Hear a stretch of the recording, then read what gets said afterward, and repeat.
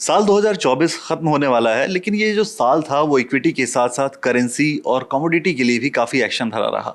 चाहे आप गोल्ड को देखें, सिल्वर को देखें या फिर रुपए को देखें, हर तरफ एक्शन भरपूर था। अब 2025 की बारी है। 2025 में क्या होगा? क्या गोल्ड के प्राइसेस और बढ़ेंगे? सिल्वर क्या 1 लाख के पार जाएगा? करेंसी में क्या होगा? क्या करेंसी और डिप्रिशिएट होगी? वैल्यू क्या रहेगी रुपए की? ये सारी चीज़ें समझने के लिए कोटक सिक्योरिटीज़ ने एक आउटलुक निकाला है। आउटलुक में उन्होंने बताया है कि क्या होने वाला है रुपए में, क्या होने वाला है कमोडिटीज में। और इन्हीं सारी चीजों को समझाने के लिए, बताने के लिए मेरे साथ इस वक्त कोटक सिक्योरिटीज के गेस्ट हैं। मेरे साथ हैं अनिंद्य बनर्जी, जो head of currency and commodity research हैं। बहुत स्वागत है अनिंद्य आपका एनडीटीवी प्रॉफिट हिंदी पर।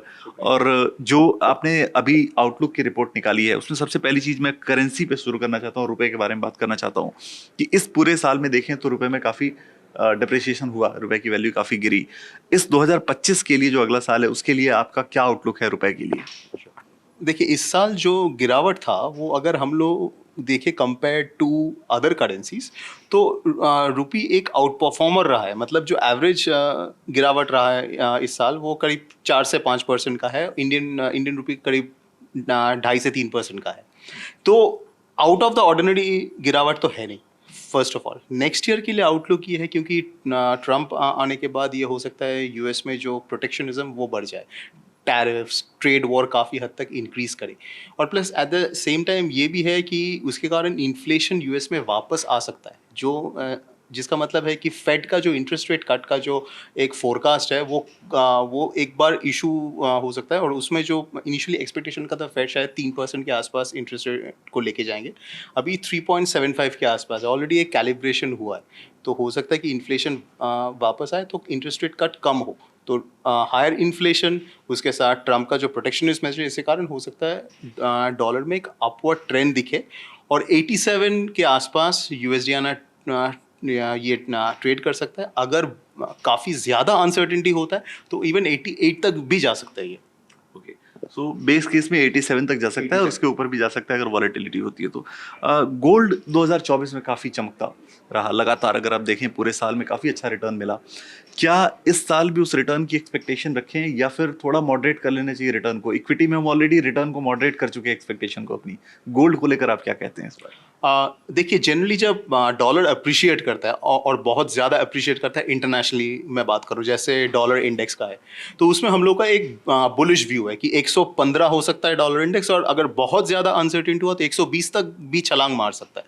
तो वो सिचुएशन में आपका पॉइंट सही है। गोल्ड में एक बार डिफ़िकल्ट होगा कि कुछ बड़ा रैली करने में, तो हम लोग का ये एक्सपेक्टेशन है गोल्ड में तेज़ी बना रहेगा, बट हो सकता है वो लास्ट इस साल के मुकाबले थोड़ा सा कम हो।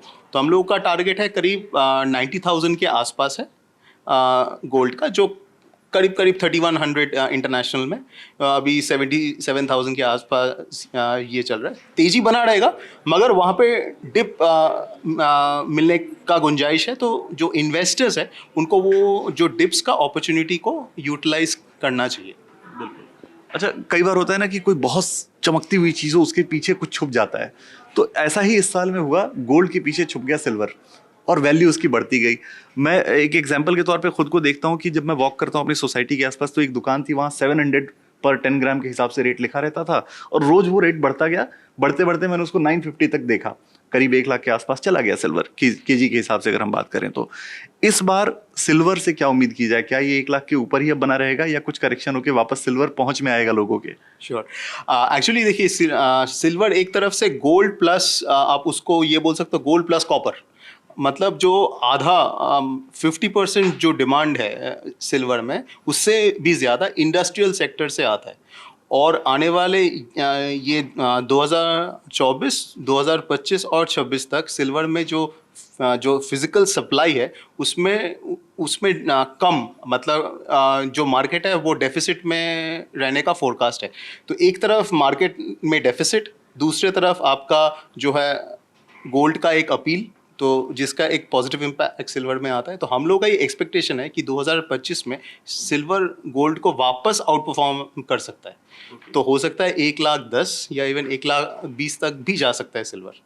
काफी बड़ा टारगेट है ये। अगर मैं पिछले साल की रिटर्न में करेक्ट नहीं हूँ तो करेक्ट हूँ तो 60% के आसपास का रिटर्न रहा है वो 2024 अगर में। मैं हाई लो से कंपेयर करूं, बट अगर मैं इससे कंपेयर करूं कि कहाँ पे अभी चल रहा है, तो उसके हिसाब से करीब करीब 30% के आसपास है। 30% के आसपास, और इस बार आउटशाइन कर सकता है, 1,10,000 तक जा सकता है। ओके, एक आखिरी क्वेश्चन आपसे, क्योंकि पूरी दुनिया बहुत बदल रही है तेजी से। ट्रम्प नई गवर्नमेंट लेकर आ रहे हैं यूएस में, अपनी सेकंड टर्म के लिए आ रहे हैं। चाइना पर वो काफी स्ट्रिक्ट हैं और कमोडिटी मार्केट के लिए चाइना काफी अहम है। सो इस वक्त आप ओवरऑल वर्ल्ड कमोडिटी मार्केट पर क्या व्यू रखते हैं कि वर्ल्ड कमोडिटी मार्केट क्या शेप लेगा अभी? देखिए, ये डिपेंड करता है अभी ना क्या हुआ कि बिकॉज ऑफ चाइना फैक्टर कि हम लोग को कमोडिटी स्पेसिफिक जाना पड़ेगा। जैसे गोल्ड सिल्वर में एक तेजी का रुझान है बिकॉज ऑफ इट्स इंटरनल जो डायनामिक्स है। वही कॉपर या जिंक में, क्योंकि वहाँ पे नॉन चाइना जो सेक्टर्स है जैसे ईवीज है, जो इलेक्ट्रॉनिक्स है, वहाँ से काफ़ी डिमांड आ रहा है, तो उसके कारण प्लस जो सप्लाई इश्यूज है उसके कारण कॉपर और जिंक में तेजी बना रहेगा। मगर जो बाकी कमोडिटीज़ है टोटली डिपेंडेंट ऑन चाइना है, उसमें शायद उतना तेजी ना मिले, क्योंकि ये ट्रेड वॉर का फर्स्ट जो इम्पैक्ट वो चाइना पे आएगा। तो इसके लिए हम लोग को कमोडिटी स्पेसिफिक जाना पड़ेगा, ऐसा नहीं कि पूरा कमोडिटी बास्केट को एक साथ एनालाइज करना है। बिल्कुल। बहुत शुक्रिया अनिंद्य आपका आज समय देने के लिए, और बहुत क्लियर आपने आउटलुक बताया गोल्ड, सिल्वर और करेंसी तीनों के लिए। इसके लिए आपका बहुत शुक्रिया।